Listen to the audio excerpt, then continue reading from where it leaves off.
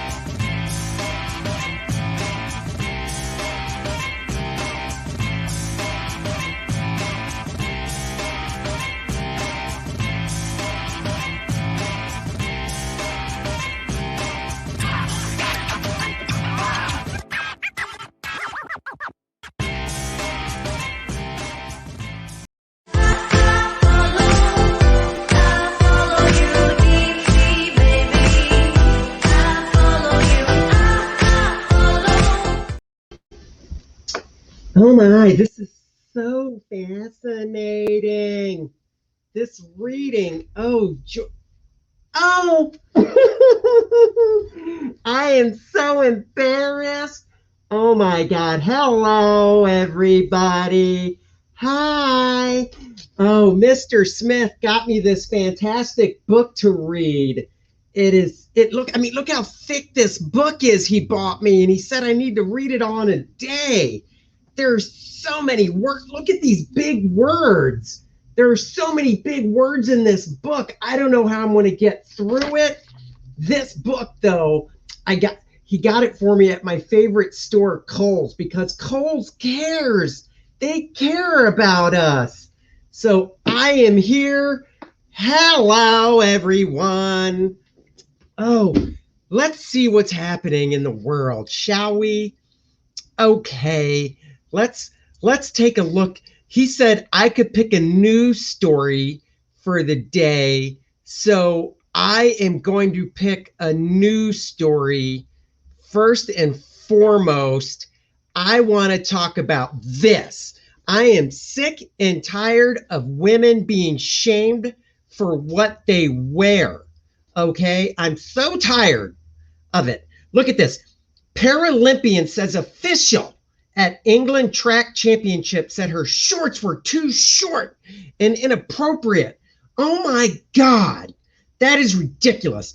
A Paralympic athlete who's qualified to compete in the upcoming Tokyo Games, those are the Olympics, says she was left speechless after being told by an official at the English championships on Sunday that her competition shorts were too short.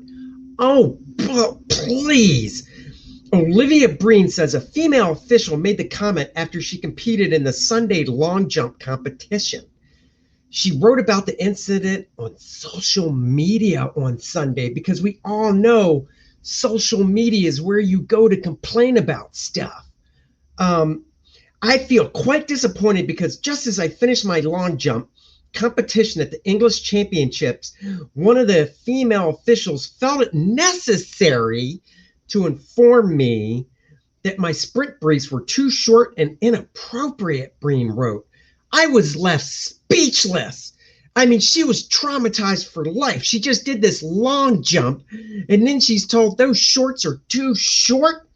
That is disgusting. I bet that female official that told her that was probably some fat cow who couldn't even wear the shorts. Let's see what the shorts look like. Oh my, those. Look at the booty on that girl. I'm sorry, but those shorts, these girls need to be able to run and jump and not being hindered. She should be wearing a thong, if you ask me, to really free up her legs when she's running and jumping that far distance. Oh, geez. I think if I was a man, in fact, this girl could turn me gay. I'm just saying, I don't have a problem with those shorts at all. Oh, look at her jump. Good Lord, that is just, I'm sorry, that Olympic woman should be fired for coming at her like that. Those shorts are just not too short at all. Have they seen what the beach volleyball players wear after all? All right, Mr. Smith is there motioning for me to give up the seat so he can get back to the show. So he wants me to show his campaign. There it is. I'll let him talk about it. Bye, guys. Thank you for having me. I appreciate it so much. I love coming on the show and seeing you. I'll leave you with this.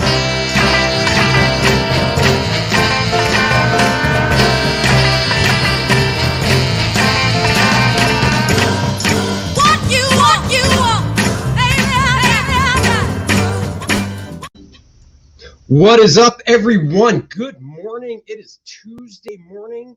Mornings with Andy. I thought I'd let Christine tell that story. She got so bothered by it. I came in the office this morning and she was just like, oh my God, Mr. Smith, you've got to see this story. They're body shaming Olympic athlete for the size of her shorts.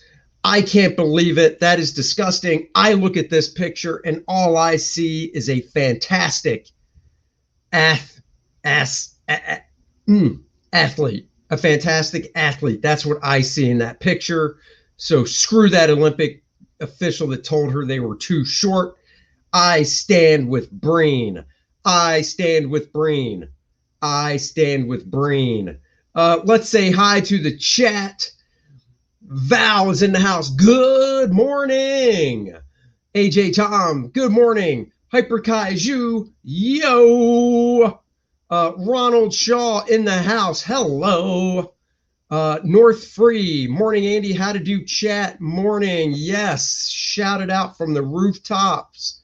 Say good morning. North Free, has Christine shaved? I don't ask her that private stuff. Good Lord, I don't need her taking me to HR to ask because I asked her if she shaved. Oh my God. It's all about the thickness. It is about the thickness. That athlete, that Miss Breen was looking fine to me. North Free says, too short. What is this guy, a Victorian? It was a woman that body shamed her for those shorts. Can you believe it? Which leads me to believe that woman was large. I need a wig like this. I'll have you know that is Christine's natural hair, Adam. I don't know what you're talking about. Don't, Christine, he didn't mean it. Don't get offended. We know it's your natural hair. From what I know, the carpet matches the drapes. So there you have it. Let me just buzz through here. Oh, Hyper Kaiju says, if this gal's told her shorts are too short, she gets some fancy fluff piece written about it. If I'm wearing shorts too short, I get in trouble. Exactly. It's like I say, when the ice cream truck rolls up my street, if you're a little kid chasing after the ice cream truck, oh, that's all fine and dandy. If you're an adult like me chasing after the ice cream truck, well, then they call the cops. That's just not cool. Sir Mix-a-Lot would approve. Her face is jacked up, though. Wait, she had a face? I didn't notice that in the picture. Tell Christine to call me, and he's throwing down some digits. Look at that. I'm kind of scared to call that number. Oh, Mr. Roquefort in the house. Good morning to you. All right, guys. This is my campaign. As you know, First Man Volume 2. We're cruising along. I uploaded the trading card for people to see. So let me scroll down. Made old update. If you backed it, you'll be getting that update in your email. I want to show the trading card, though. The oversized trading card. There it is. You can blow up on that screen some. Unlocked in capital letters, just to let people know. 4x6 inch oversized trading card, double-sided with the original power couple of Apollo and Penumbra. That's right, they're the original power couple. If you read First Man Volume 1, oh, you know the story behind these two. So there you have that. Let's keep this campaign going, guys. Please share the love, share the campaign. Let's watch the trailer. No daily update. I'm updating you right now, Val. Come on, man. And I just mailed out an email update. Here, let's watch the trailer for this beautiful campaign.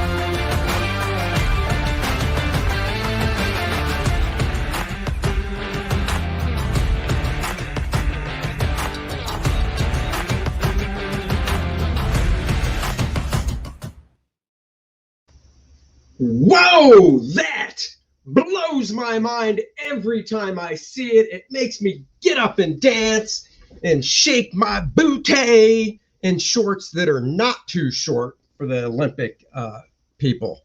So there you have that. Let's wise guy in the house. What is up? AJ Tom says, if you ever make action figures, can we get a Penumbra wet t-shirt variant? Sure, why not? Oh, thank you very much. I appreciate that. So let's keep this campaign going. Okay, guys, we are here today to talk about a job I did for Project Superpowers, Dynamite Entertainment. They did their original, I'm just looking on my shelf. There it is. I see it, Project Superpowers. This is back from 2008. It is it was the free comic book day offering featuring Project Superpowers. I wish the story was a little more exciting. I basically got to draw people sitting around in a library, so not super exciting. Not exactly how I would entice people for free comic book day, but you know, what do I know? You know, look, I got to draw a big ass tree popping out of a building and stuff, but I do like the buildings I drew, so you know, there is that. Then we come down and we see the tree hovering over the city in the background. We've got the New York Library. Andrew Taz in the house. Val, I am with you right there. We must reach 40,000 minimum for my campaign. I agree 100%. The higher it goes, the more stuff gets unlocked stretch goal wise. So then we cut inside and we see the Project Superpower dudes sitting around a table. Like I said, very exciting. I do like this guy, whose name I don't remember, but fun to draw. I was doing a different rendering style. I was really, really enjoying. JP Roca says those are some nice buildings. Why, thank you. And this job was shot from these pencils, so this job was never inked. If I could afford it, I would basically send one page of this job to a different inker and pay them to ink it just to see it inked. But I can't be throwing money around like that. So anyhow, I was really influenced in the rendering style for this job by what Lanil Francis Yu was doing at the time, with the way he did his rendering and stuff. So that's what I was trying to do here. Slow down. I need a minute to appreciate that background. Well done. Oh, I'm sorry. I'll pull it back up for you. Sorry.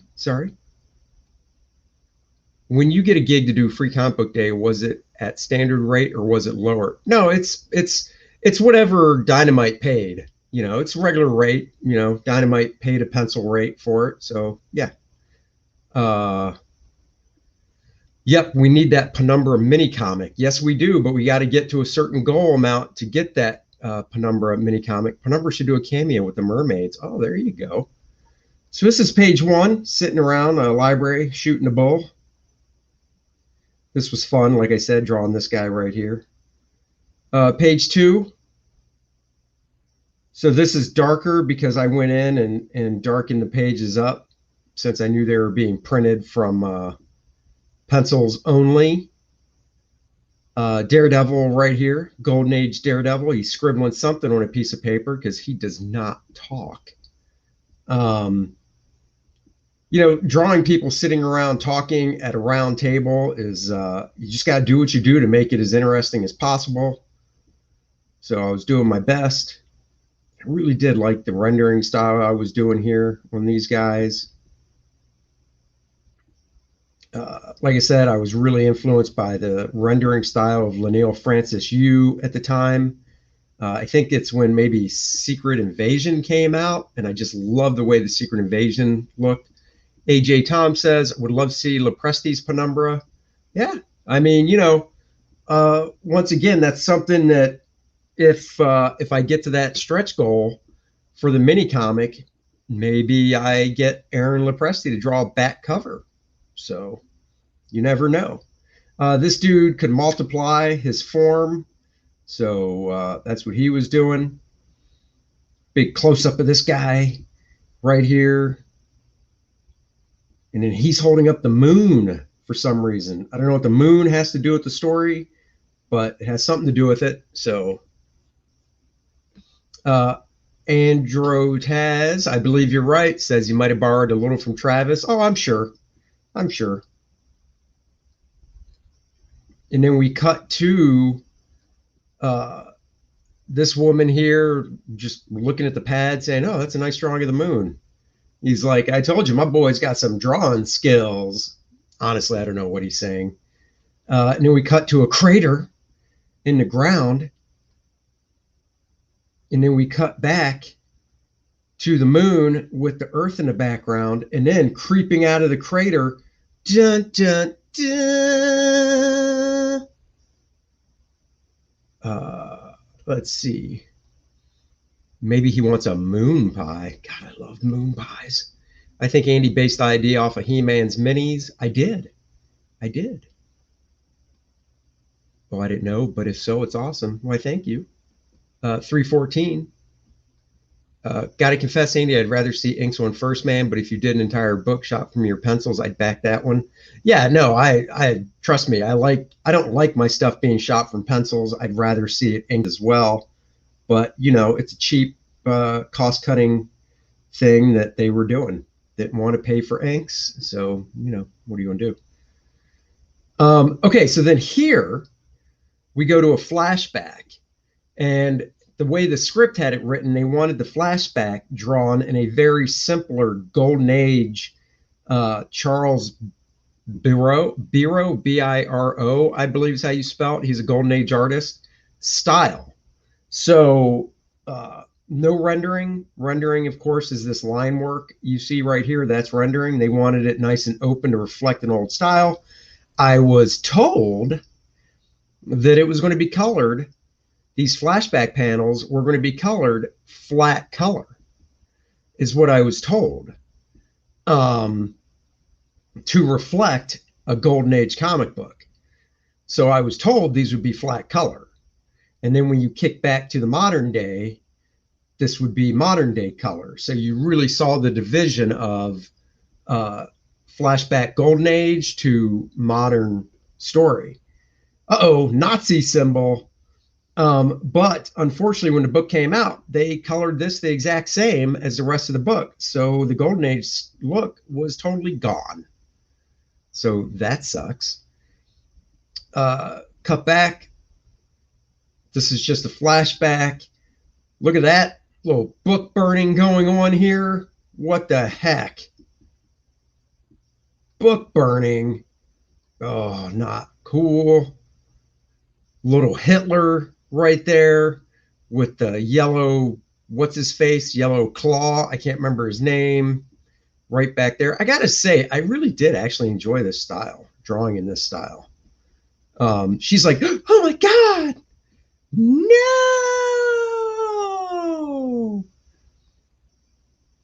And then, of course, he, like I said, Daredevil does not talk. He just talks with pictures. So he draws some mountain there and shows it to her. Then we get to the flashback again. So once again, remember, I even left a note for the colorist. Look, I'm not kidding. Right there. Flashback to 1940s art style, color flat with dots. This was supposed to be colored flat with dots. Good morning, Jay Lee. Hey, it's Shane Davis. What are you talking about?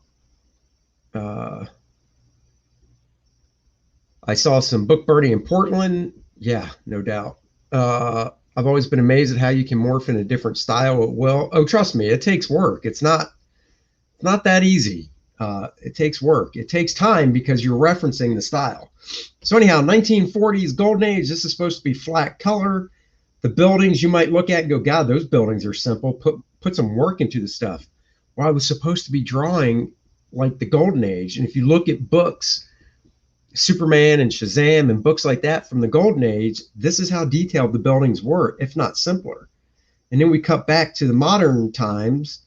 So once again, trying to draw as cool as I possibly can, guys sitting at a table, just chatting, shooting the bull. Oh, it's an old, okay, I get it. Before my time in Comicsgate, but I get it. So anyhow, shooting a bull. Then we get back to the golden age. So this was all supposed to be flat color, and I have the color, so I'd be able to show you how they did not color this stuff properly.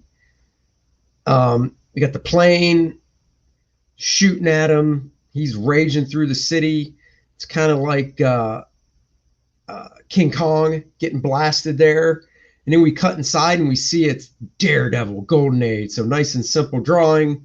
He swats at the plane. And the plane, of course,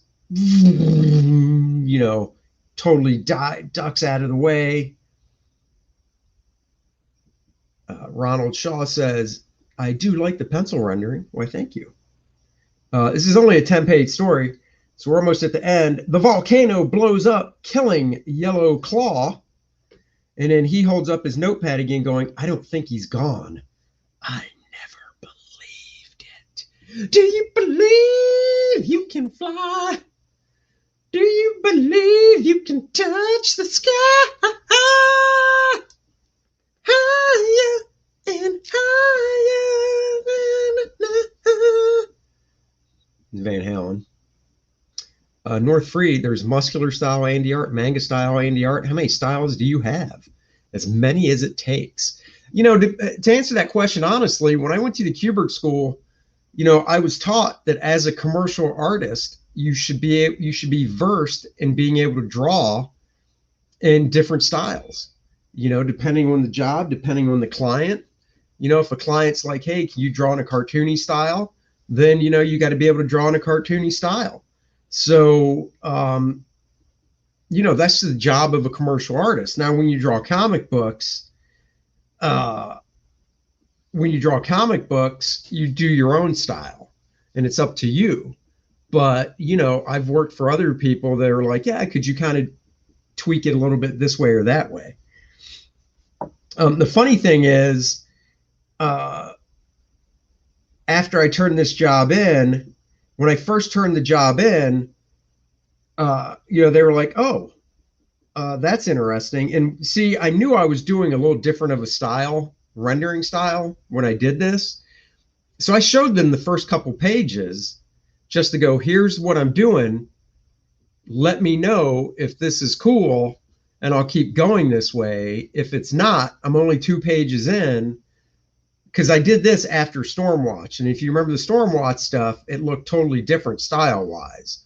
So I said, if you don't like what I'm doing on the 2 pages I've done so far, let me know, and I can go back and redo them to look like what I did on Stormwatch. And they were like, no, that's fine. Keep going.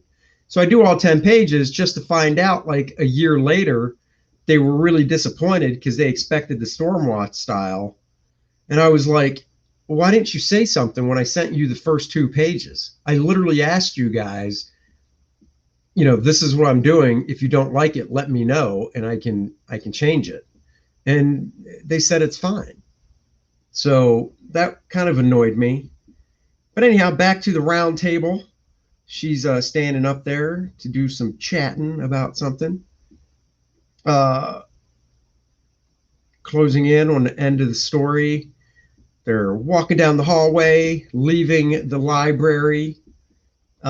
This was a fun panel. I try to always do fun panels. I think this is the Green Llama, if I remember his name right. Don't remember this dude's name right here, but I love the skull and the costume, and just really enjoyed the rendering style. Cut to the outside shot of the library in New York. They're coming out to give a little talk to what looks like a bigger group of heroes right here. And then, of course, the big reveal is on the next page, so we can see the heroes. But, I thought these little figures came out really nicely and stuff. That was fun. And then, let me see something. Nope, back to the beginning. And then we get to the final shot showing more of the Project Superpower heroes from that universe that they're talking to and whatnot, giving a nice little chat to. And then she says something, so it ends on a dun dun dun type moment. And that was it. That was the little story I did for Project Superpowers. Like I said, I have the colors. I can show you to the stuff as well. So let me just go to that folder. Of course, it looks like that. Let's see. I have colors for 1, 2, 4, 5, 8, 9, 10. So I don't have colors for everything, apparently. So let me just open this up so you guys can see some of the colors. Well, that didn't open on the screen I wanted it to.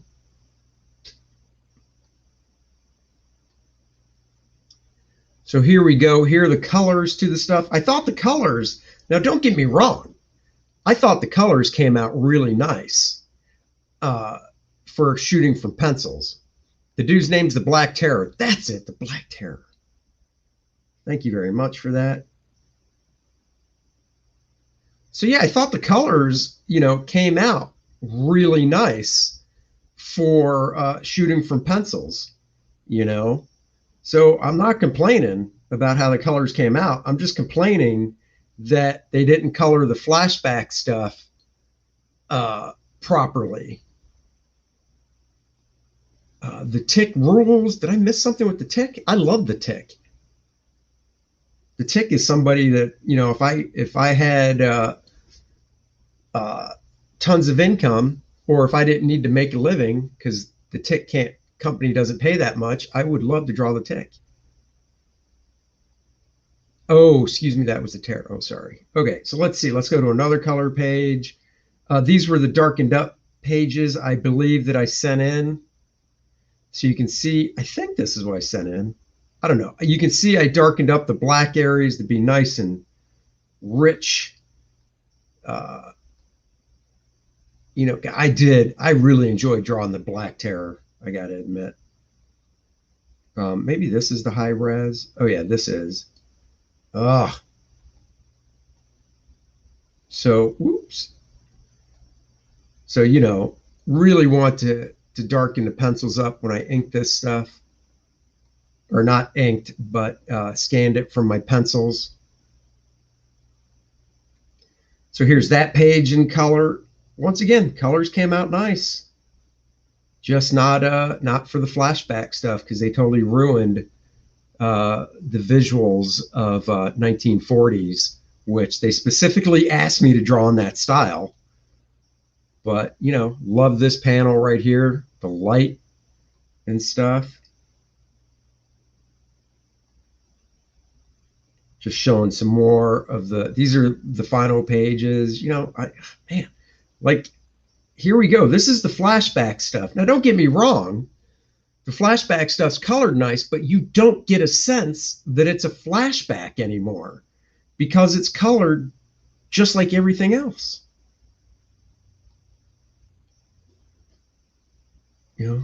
these guys, a little scritchy scratch there, showing the Nazi symbol, those bastards. The first live Tick TV series starring Patrick Warburton as the Tick was awesome. I agree. The new one, yeah, I didn't get into the new one that much. I love the original. See, this would have been so, I mean, this looks good right here. This first panel looks good, but think how much cooler it would have been if it was colored flat color with the dot pattern and stuff to really show a 1940s style. You know, once again, I think this looks really nice. It's just, you know, doesn't have that 1940s style at all. So, and then Heil Hitler burning books. She's like, oh my God, like anybody with a brain should be at old book burning and stuff. It's really hard to tell this stuff wasn't inked, isn't it? Once I went in and adjusted everything in Photoshop, doing a little Photoshop magic. The burning, the moron Nazis and stuff. That should be Hitler in that fire getting burned. But like I said, she's like, oh my God. And of course, you saw that page. Here it is in color. It's, again, very nice color. I mean, the nice part about seeing this in color is I go, wow, I could draw really simple and then get this guy to color it. And I mean, just really, it just shows you with modern day color. And this goes off of yesterday when I was showing the Brian Boland, Dave Gibbons work, where they did all the tonal variation in black and white with the inks, whereas because color was flat color, so you had to do that. Whereas with modern day color, I mean, look at this top panel. There it is in black and white, very open, very flat, very coloring book. And then you see it in color and you're like, wow, that has come to life. Here's that flashback page. Once again, pretty flat, not much depth to it. But then in color, boom, everything gets, you know, really is rendered up and looks great. You know, there's that, I don't think he's gone, I never believed it. That is my handwriting. That's my garbage handwriting right there. That is me trying to write neat, by the way. And then, oh, I don't have this page in color. What's going on? Oh, I thought I had, oh, wait, hold on. Maybe I do. Oh, there it is in color. So here it is. I mean, once again, look at that. That's gorgeous. It's just, you know, the problem is it became less Andy Smith and more colors. I'd rather have unfiltered Andy Smith. That's what my wife says. She doesn't. In fact, when my wife thinks about me unfiltered,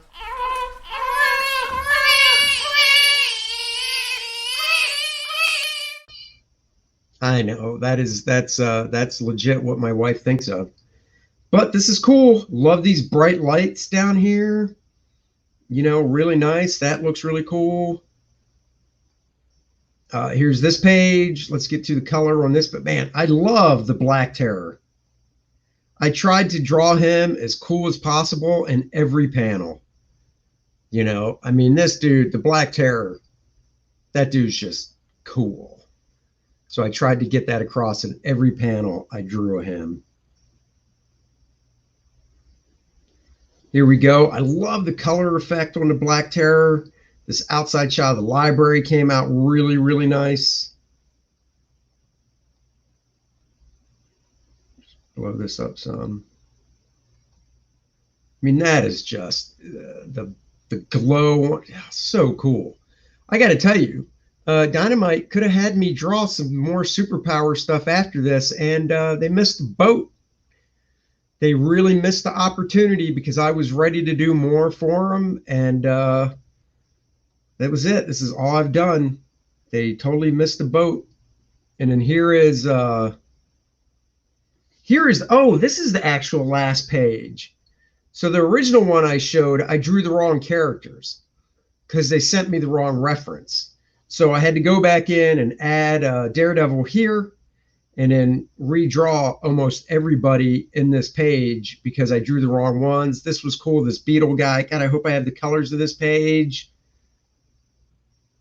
Do I have, oh, wait, or is this the right one? This is page 10. I don't remember which is the right page. No, this is the right page. Yeah, revised. So this is the correct one that saw print right here. Thank you. Thank you so much. A lot of modern coloring is awful. I hate it when colors go in and try to model on top of art. If you want to do it, learn to pencil. Oh, that is sometimes true. The colorist has to know when to pull back. So this is revised. This is the revised one where I drew the proper characters in the panel. Like I said, I kind of had fun with this rendering. It's kind of European looking, little Mobius in a way. The way I did the line work and stuff, left this guy totally open for color. This guy looks pretty cool. And then this was, of course, the one I drew by, not by mistake, but they didn't send me the proper reference. So, and did I get paid twice? No, I did not get paid twice. So that was sad. Dynamite went woke a few years back, made their money off sexy ladies. Now sexy is bad. Sexy is real bad. I hope I have the colors to this. Come on. No, I don't have the colors of that last page. Oh, yes, I do. Here are the colors to it.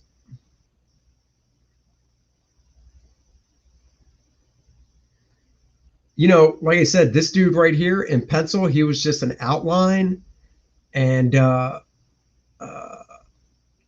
right on the money, yes. This guy was just an outline. The colorist worked for it, man. And he did a great job because all he was outlines before. So I don't really mind the color. I like the effect around this guy. Yeah, I would have been glad to draw more Project Superpowers, but no pun intended, the powers that be didn't want that to happen. So it's like, what are you going to do? Their loss is what I say. I say their loss. Back to old First Man. I can show you guys, I did a couple commissions back then in the same style, which I thought turned out really, really, really, really, really cool. Was that Jack Benny I was trying to do? I think that might have been Jack Benny. I'm not sure. I can't remember Jack Benny's accent. It's a really big shoe tonight. We have a really big shoe. Let's come to the really big shoe. I remember I did this one commission of, I think it was the Shield characters from Archie Comics for this guy. And I drew it, and he was like, oh, that's not the angle I thought you were going to do. And I was like, well, when you commission me to do a drawing, it's not really up to you what angle I draw. Oh crap, I just realized I gotta double check, make sure the video is coming through nicely on my my Facebook, or not my Facebook, but my stream. Hold on, gotta lower the volume down. Nobody wants to hear me. Oh yeah, video's coming through. All right, so let me see. Shield. Where is it? Oops. I thought that was the character's name. S-H-I Shira. Nope. Oh, what was that character's name? What was his name? I know it's that character, but I must have named it something else. Well, here's something I can show you guys. Here's a drawing of Mark Millar, some of Mark Millar's characters. If it opens, everything's opening slow. Oh, here we go. Well, it'll get there. Oh, there we go. So we've got Kick-Ass down below. We've got Superior up here, and then we've got Nemesis right here. So this was a fun drawing of Mark Millar's characters I did. I think I still have this. It never was inked. It was something I did just in pencil. I don't think it was inked. I know I used it for the cover of one of my sketchbooks. Not Your Parents' Comics, Better, Miller World. Oh, I think I put that on it to show Mark. So this was pretty fun to do. Oh, Alex Ross is coming. Oh, Ed Sullivan. There you go. They can't afford a quality artist when they spend all their money on us. Yeah. To be honest, most just don't really understand lighting in some cases. Yeah, that's true. Yes. You know, the funny thing is, with that Free Comic Book Day Project Superpowers story I did, out of everything that I've seen them reprint at Dynamite with Project Superpowers, everything they've reprinted at Dynamite, they have not reprinted that story. That one story, as far as I know, has never been reprinted in any trade paperback, and it just blows my mind. I'm just like, do you guys hate me? Do you guys hate the story that much? I mean, what's the deal? You've reprinted like everything except that. So I don't get it, and it's just like, whatever, guys. I know lots of people that thought it came out awesome. Let's see. Oh, here's a joke. Here's something fun I did. Trying to get it to pop up. All right, I see it doesn't want to pop up the normal way, so I'll have to do it a la the old way. All right, that's just taking forever. Yeah, so I don't know what the deal was with them not reprinting it, but I should actually ink this piece. I don't know, you know, I just don't have time to go back and do stuff like that. I've got my book to draw, but I do like the Miller World universe. I do enjoy that stuff. So let's see, where was I? Trying to find that commission, or yeah, that commission I did of those the Shield characters, but I'm blanking on the name. What do you guys think of oh, do you guys remember? Do you remember a character named Thunder Bunny? Thunder Bunny, do do do do do do do do do do do do. Thunder Bunny, Thunder Bunny. Thunder Bunny was a character that I remember reading in the 80s. I always thought it was cool, created by Brian Buniak. So I thought, you know what? I'll take a crack at drawing Thunder Bunny, and did this about a decade ago. It's very fun to do because I love Thunder Bunny. Thunder Bunny. So there you go. There's Thunder Bunny. Here's a different character. Here's the Signal, I believe he's called, from DC Comics. This character was Bunny or Buddy? It's Thunder Bunny. Good to see me on Comicsgate Kings. I plan to be there every Monday night. Don't worry, Andy. The only thing they'll have to print soon is old stuff. They certainly do a lot of covers, that's for sure. So yeah, so this is the Signal. This was a little sketch I did. I thought the design was pretty cool. The shoulder pads. This is so. I believe Cully Hamner, the artist of the miniseries, designed this costume. I like the costume design, but the shoulder pads on the costume don't work. And the reason they don't work, this exists. Yeah, I'll show you. The reason these shoulder pads don't work is because the way he designed the costume, when his arms are down, you see them lying like this. But then when he raises his arm up, that would mean this comes up, and he doesn't really show what's going on in this area when he lifts his arm up and whatnot. So it's kind of weird. It's one of those designs that looks cool but isn't super functional in certain areas. But, you know, this was fun to draw. The helmet, yeah, the helmet's kind of dumb. Looks more like a cat up here, doesn't it? So, what are you going to do? What are you going to do? Now, for those of you that don't believe Thunder Bunny exists, well, guys, I'm going to prove you wrong. And no, I don't mean Thunder Bunny Labs. I don't even know what the hell that is. So there we go. Right here, Thunder Bunny. Okay, Warp Graphics. I have this issue. I have every issue of it. This is one of my favorite shots from a kid by Brian Buniak of Thunder Bunny. I thought that was really cool. This is cool. So yeah, I have all these Thunder Bunny books.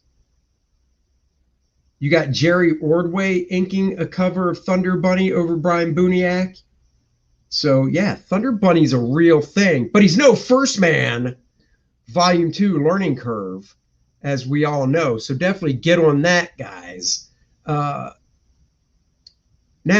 going back, I am determined to find that shield piece I was telling you guys about. You know, I might just have to find it for another day because I also don't want to spend tons of time looking for it and not. Oh, wait, hold on. Here it is. No, it was Wonder Man and the shield. This was the first version I did for the guy. He wanted, so this guy wanted the shield from, you know, Archie Comics, the shield, and classic Wonder Man with that very colorful costume 13 years ago. So this is what I did. Oh my God. Andy wanted Mighty Mouse comics, but his grandma bought him Thunder Bunny. Dude, I love Mighty Mouse. So shut your mouth. I love Mighty Mouse. So there. Mighty Mouse is awesome. I would love to draw Mighty Mouse. Andy would do a kick-ass version of Jax. Yeah. So yeah, so this was fun. This was kind of in that style I did for the Free Comic Book Day Project Superpowers. I inked it all with a brush. This was fun to do, but I showed it to the customer, and he was a little whiny about it. He's like, that's not the angle I thought you were going to do. And I was like, oh, well, you didn't request a certain angle. So this is the angle that I chose to do. So anyhow, being the nice guy that I am, I said, all right, I will redo it. I will do a different angle for you. So I don't remember what happened to this one. I think I sold it to somebody else. But this is, I'm just going to the TIFF so I can blow it up. This is the angle that the guy wanted.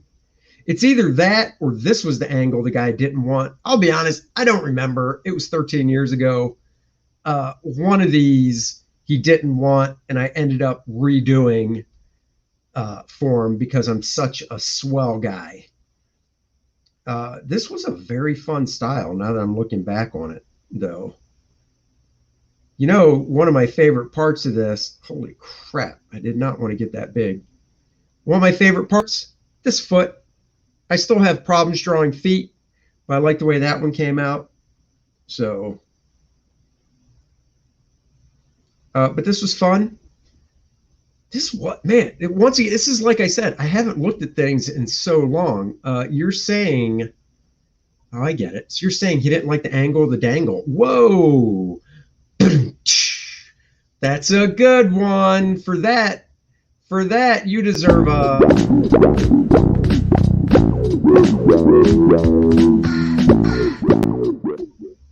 Hello. This was fun though. You know, now that I look back on it, doing these cast shadows this way and doing the rendering the way I did, you know, this was a fun style to work in now that I look back on it. So, you know, if somebody called me up and said, hey, we want you to do a book and we want it in this style, I'd be like, you got it. No probs.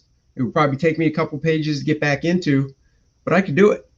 So there you have that, guys. All right, guys, we're going to end with, once again, First Man Volume 2.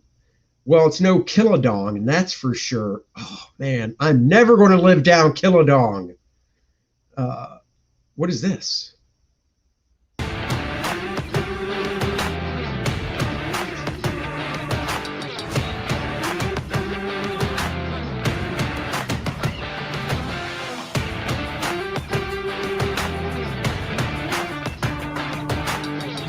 Oh, yeah, defeated. With a little help from Penumbra. Vivacious.